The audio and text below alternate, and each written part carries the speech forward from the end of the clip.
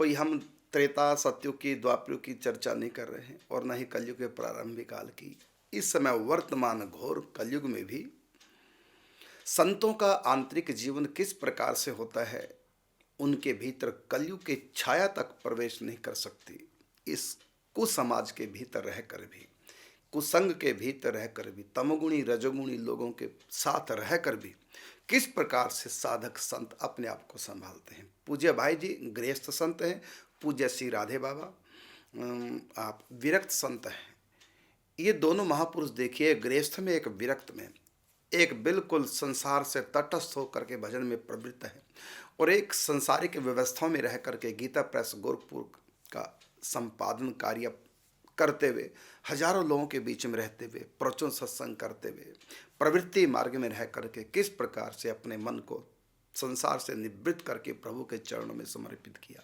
और एक विरक्त सन्यासी संत पूज्य श्री राधे बाबा ने किस प्रकार से विरक्त होकर के संसार से एकांतिक जीवन यापन करते हुए किस प्रकार अपने आप को प्रभु के चरणों में समर्पित किया। ये दोनों महापुरुष और पूज्य सेठ जी जो इन दोनों के गुरु भी हैं। आप भी सदगृहस्थ हैं, सेठ हैं, व्यापारी हैं और गीता प्रेस के संस्थापक हैं, प्रचारक हैं, सत्संग कथा वार्ताएं करते हैं और गीता प्रेस में पुस्तकें छपती है तो कितना उसमें मन योग से काम करना पड़ता है। ये सब होने के बाद भी जिनके यहाँ सैकड़ों नौकर काम कर रहे हैं और सबके प्रतिकूल अनेक प्रकार के विचारधारा हुआ करते हैं, इन सब के बीच में अनेक समस्याओं के बीच में रहते हुए किस प्रकार सेठ जी अपने मन को भगवान के चरणों में अर्पण कर देते हैं।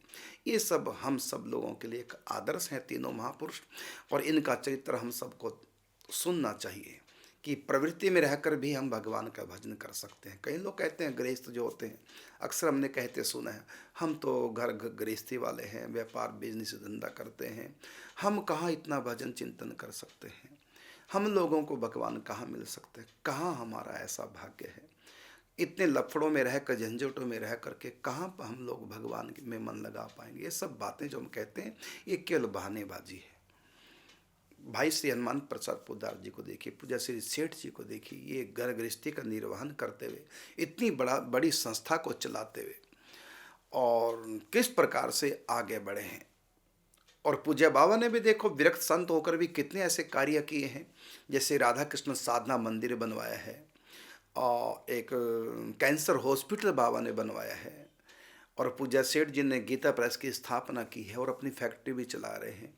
और ऋषिकेश में स्वर्गाश्रम में देखिए गीता भवन कितना बड़ा स्थान बनाया है और उसमें हजारों कमरे हैं और प्रतिवर्ष 4 महीने चतुर्मासा वहाँ सत्संग का आयोजन, सबके लिए भोजन की व्यवस्था, ठहरने की व्यवस्था। अभी कोई साधारण काम है क्या? 4 महीने लगातार लोगों की व्यवस्था करनी है, सबके ठहरने की व्यवस्था, सबके भोजन पाने की व्यवस्था, बीमार पड़ेंगे तो उनके लिए दवाइयों की व्यवस्था। इस सेठ जी पूज्य भाई जी सब संभालते थे। अब देखिए इन सब झंझटों के बीच में रहकर भी किस प्रकार से भगवान को प्राप्त कर लेते हैं, औरों के लिए भी मार्ग प्रशस्त कर लेते हैं। और ये हमारे आपके लिए झंझट हम कहते हैं, दरअसल ये झंझट नहीं है, ये प्रकृति झंझट नहीं, ये संसार झंझट नहीं। झंझट तो हमारे अपने मन की बात है, अपनी विचारधारा है। पूज्य सेठ जी सबके भीतर भगवान नारायण को देखते, सब प्रभु के रूप है और सब भगवान की प्रसन्नता के लिए करते थे। अनुकूल प्रतिकूल परिस्थितियों से टकराते हुए यही मानते थे हम प्रभु की सेवा कर रहे हैं। तो ये उनके लिए झंझट नहीं था, उनके लिए भक्ति थी, उनके लिए सेवा थी, उनके लिए भगवान की आराधना थी। तो प्रवृत्ति मार्ग में सेठ जी और पूज्य भाई जी रहते हैं और नाना प्रकार के अनेक प्रकार के अनुकूल प्रतिकूल परिस्थितियों से घिरे रहते हैं, लेकिन उन्होंने इन परिस्थितियों को कभी भी माया जनित न मान करके, विकार न मान करके प्रभु का विधान माना और सहर्ष स्वीकार किया और उन परिस्थितियों को भगवान का विधान मान करके और कैसे उनसे जूझते थे, उनकी साधना थी। जो भी भाई जी पूज्य सेठ जी करते सब अपने श्याम सुंदर के लिए, प्रीतम के लिए, प्रभु नारायण के लिए करते थे। और निष्काम कर्म योग, एक ने भक्ति योग, एक ने निष्काम कर्म योग को अपनाया और दोनों अपने अपनी मंजिल को प्राप्त करके। तो हमको इन तीनों महापुरुषों का चरित्र सुन करके, इनको अपना आदर्श मान करके, हम यदि गृहस्थ हैं तो अपना आदर्श बनाए पूज्य भाई जी को, पूज्य सेठ जी को। यदि हम व्यापारी बिजनेसमैन हैं तो सेठ जी को आदर्श बना करके साधना करें।